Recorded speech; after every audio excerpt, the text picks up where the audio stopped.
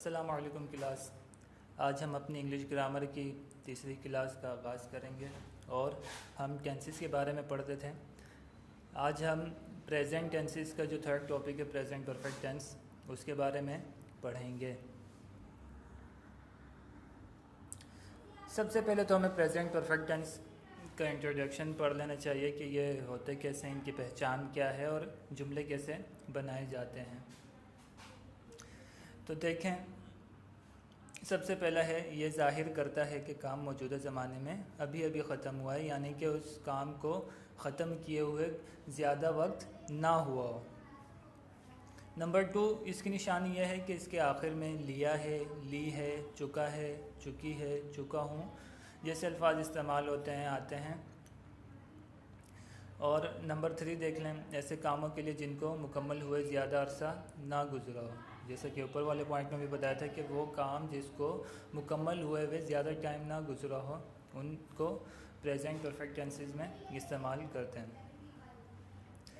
Number 4, अगर subject वाहिद हो यानी कि सिंगुलर हो, इसका मतलब ये है कि ही, शी, इट या कोई सा भी नाम अगर आए तो हम उसे वाहिद जानते हैं, यानी कि सिंगुलर जानते हैं। तो अगर ये अल्फाज इस्तेमाल हों तो इनके बाद हैज़ लगता है और फिर उसके बाद वर्ब की थर्ड फॉर्म लगाई जाती है। इसी तरीके से नीचे वाला पॉइंट देखें, आई, यू यानी कि प्लूरल सब्जेक्ट्स हैं। इसके अलावा भी प्लूरल सब्जेक्ट्स होते हैं, दे, वी, ये भी प्लूरल सब्जेक्ट्स में आते हैं। और जहाँ पे भी ये अल्फाज इस्तेमाल होंगे उनके साथ क्या लगेगा, हैव लगता है और फिर वर्ब की थर्ड फॉर्म लगाई जाती है। और बाकी जैसे लास्ट तक जो जुमला होता है ऑब्जेक्ट, वो आ जाएगा। नंबर 6 देखें, नफ़ी के फ़िक्रे यानी कि नेगेटिव सेंटेंस बनाने के लिए हैज़ या हैव के बाद नॉट लगता है। इसी तरीके से फिर सवालिया फ़िक्रों के लिए यानी कि इंटरोगेटिव टेंस बनाने के लिए हैज़ या हैव को सब्जेक्ट से पहले लगा दिया जाता है। अब यहाँ पे देखें, स्ट्रक्चर दिया गया है कि जुमले बनेंगे कैसे। तो फॉर असर्टिव टेंस के लिए देखें, सबसे पहले हम सब्जेक्ट इस्तेमाल करेंगे। सब्जेक्ट के साथ हैज़ या हैव का इस्तेमाल होगा। अगर सिंगुलर है तो उसके साथ हैज़ इस्तेमाल होगा, और अगर प्लूरल्स हैं तो उनके साथ हैव का इस्तेमाल होगा। और फिर वर्ब की थर्ड फॉर्म और लास्ट में ऑब्जेक्ट।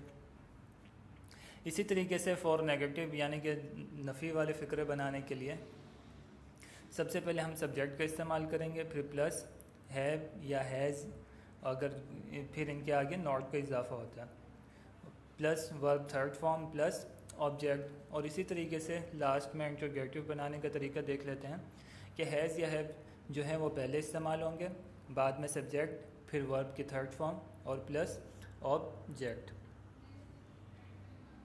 और लास्ट में क्वेश्चन मार्क का निशान आएगा। यहाँ पे कुछ एग्जांपल्स दी गई हैं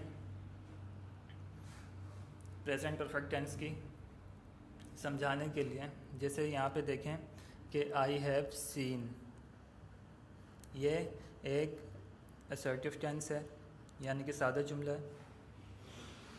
और इसका नेगेटिव देख लें, आई हैव नॉट सीन यानी कि मैं नहीं देखा। और लास्ट में हैव आई सीन, ये क्वेश्चन मार्क है यानी कि नफ़ी वाले वो सवालिया फ़िक्र हैं। इसी तरीके से नीचे है यू हैव सीन, इसका नेगेटिव जब बनेगा तो यू हैव नॉट सीन। और इसी तरीके से जब इसका असर्टिव इंटरोगेटिव बनेगा तो हैव यू सीन। यहाँ पे आपको हैज़ और हैव का इस्तेमाल का तरीका बताया गया है। और भी नीचे बहुत सारी मिसालें दी गई हैं जो आप देख सकते हैं। ये लास्ट में आपके लिए प्रैक्टिस एक्सरसाइज है प्रेजेंट परफेक्ट टेंस के। यहाँ पे आपको 10 जुमले दिए गए हैं उर्दू में, जिनको आपने ख़ुद हल करना है, इसकी इंग्लिश बनानी है। और आपको जैसे पहले काम दिया गया था, आपने उसमें असर्टिव, नेगेटिव और इंटरोगेटिव 3-3 जुमले बनाए थे हर टेंस के। तो यहाँ पे भी आपको हर सेंटेंस के 3-3 जुमले बनाने हैं। बहुत ही आसान है, बहुत ज़्यादा मुश्किल नहीं है, आसान सा फार्मूला है। अगर हम फार्मूले को सामने रखते हुए काम करेंगे तो बहुत ज़्यादा मुश्किल नहीं होगी।